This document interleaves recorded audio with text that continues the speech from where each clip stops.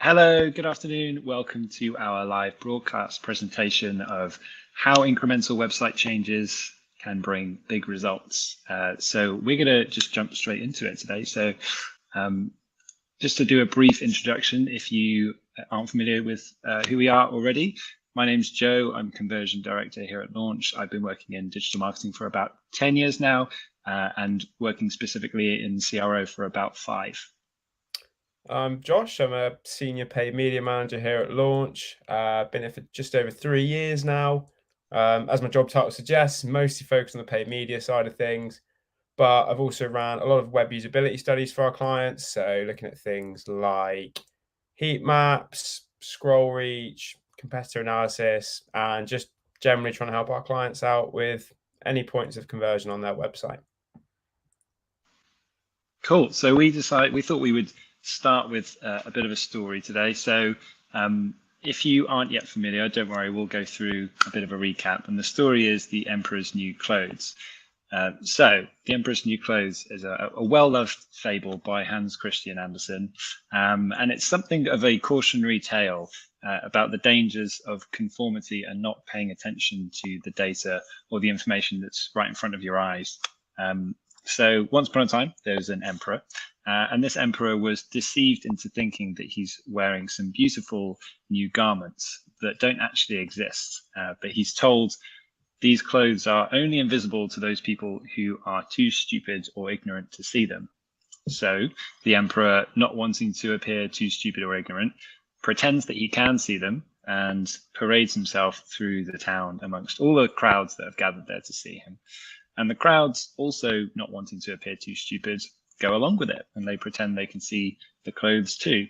It's not until there's a brave young child who shouts out, the emperor's got no clothes on, guys, that everyone is confronted with the awkward truth that he is standing there stark naked. So you may be thinking, it's a very cool story, Joe, but what the hell does this have to do with conversion rate optimization? Good question. We thought we would give this story a bit of a modern twist. The Emperor's New Websites. Nice. So this is the emperor in your business. Perhaps it's the CEO, and they are in love with the idea of getting a shiny new website, but the reasons for getting one are perhaps slightly dubious. They might say things like, it's been a few years now, and that's what we've always done. We always get a new website every few years. Performance is declining, and a new website will solve that. Everyone else is replatforming, and we don't want to be left out or left behind. We don't have time for research, but it's obvious what's wrong with the website just by looking at it. And our favorite, I like the look of insert any sort of generic website there. So we've met our emperor, and now it's time to meet you. This is you, and you've been involved in a few website build projects by now, and you know how these things tend to go, and you've got some legitimate questions and doubts about this project. So some of those might be, it's going to cost a lot of money. Everything at the moment is being squeezed. Marketing budgets are tighter than ever. Are we absolutely certain that this new website is necessary, and is it going to get us a good return on investments? It's going to take a lot of resource, and it's also going to take a very long time. It's fairly unfeasible and impractical given everything else we need to deliver this year. We haven't actually done any research, so we don't know if there is anything wrong with the existing website. We haven't really gathered any supporting user data or done any user testing. So we're not really sure that it will perform better because we haven't really done the research to prove that there's anything wrong to begin with. So all in all, we're basing lots of decisions on pure guesswork, and it's a big, big risk. It's a big red flag. But because you don't want to appear uncooperative, and because you don't want to be the only one in the room saying no, or the only one saying the emperor's got no clothes on, you stay quiet. So the website gets a complete redesign from the bottom up. You get a new platform, new custom design and build.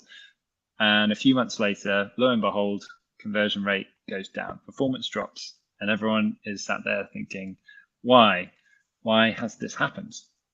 Well, turns out it's really bloody difficult to get a website correct first time. And we know that because lots of A/B tests fail. And to further that point and to put some stats behind it, Convert.com ran a study of their 28,000 users, and they found that just 13% of A/B tests resulted in a positive uplift, meaning that around 87% of the changes you make to your website are either ineffective or actually damaging revenue. And to kind of further illustrate the intricacies and importance of A/B testing, we've got a couple of real life examples to look at in the next couple of slides. So in this example from Perfect Plants, they wanted to improve add to cart rate on a mobile. As you can see from their control or original example here, they've got a fairly standard product page with imagery followed by some text, some size variants, and then the add to cart button down there. Their hypothesis was that if they moved the image position, then it would draw a little bit more attention to the main call to action. So as you can see in variation 1 there, they've brought the add to cart button up the page above the image. But in variation 2, they went a little bit rogue and actually removed the image entirely. So the results of that, well, in variation 1, their hypothesis did come true. They did see an 8.5% improvement by moving that add to cart button up the page. But in variation 2, where they went completely against kind of any sort of best practice or what you tend to usually see on a product page, they actually saw a 19% improvement in their add to cart rate. So the message there is really to test and work out what works for you, your website, and your customers. And then we also wanted to show a different example of a lead gen website. So in this example, which was carried out by Unbounce, they decided they wanted to reduce the number of form fields on a particular landing page, where best practice would say that the fewer form fields you have, the higher your conversion rate. So they decided to remove 3 form fields, reducing it from 9 down to 6.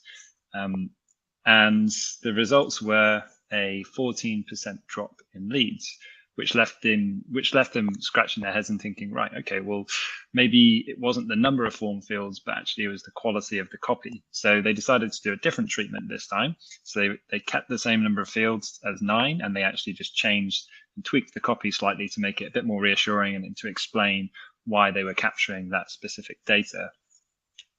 And the results were a 19% increase in leads. So yeah, I guess what these both have in common, as Josh was saying, is that there is really no such thing as universal best practice that's guaranteed to work for everyone. And if you're not checking, you're guessing. So is there a different approach? Yes, there is. And that is incremental improvement. It's about having a different sort of mindset that a website is never really finished, that it's rather a solid base or platform for you to build up from. And to demonstrate that, here's a cool fact from Amazon. So since 2002, Amazon has actually never completely redesigned their website. And that's not to say that they've obviously never made changes. They've made hundreds and thousands of incremental changes to the website, but at no point have they done a wholesale redesign of their website. So if we've sort of convinced you to this point that this may be the better way of going about things, you might be asking, okay, so how do we get there? How do we start to implement that kind of test and learn culture or that incremental optimization? Well, there's a handy 6-step process that we would typically go through in order to get there. And the first one is analysis and insights. So that's collecting both qualitative and quantitative data around what's happening on your website and why it's happening. So that's doing things like Google Analytics analysis, user testing, heat map analysis to uncover all of those sticking points and points of persuasion on your website that you might not be hitting. And once you've done all of that research and you've got your insights, you can translate those into really robust and strong hypotheses for your A/B testing. And that will give you a really strong pipeline of evidence-based hypotheses that you can then prioritize in order of which you think are going to have the highest results and give you the biggest lift. So once you've got your hypotheses, you can then design those, mock them up, and then you can build those. So develop those either client side in your A/B testing platform or actually server side on your website. Make sure that you've got the correct tracking setup and the right goals, and then QA before setting live on multiple devices. Then run the test. Make sure that it's running for at least 2 weeks and long enough to gather enough data for you to be really confident in the results. And then once you've got the results, making sure that you implement them and not leaving them on the table. Really surprises me how many companies have lots of amazing winning tests and they've done all of this work to get this far, and then lots of their winning tests just sit in draft mode and aren't being implemented. So if that's the case, you're kind of just leaving cash on the table. So ultimately our aim is to, through this process, move away from random guessing and pushing changes live to our website to focus instead on what's happening, understanding why it's happening, so that we can plan interventions and measure the outcome. So, one of the main things we want you to take away from this is to test. And the best time to start that is as soon as possible. So you can start letting your data lead the decision making on any future website changes.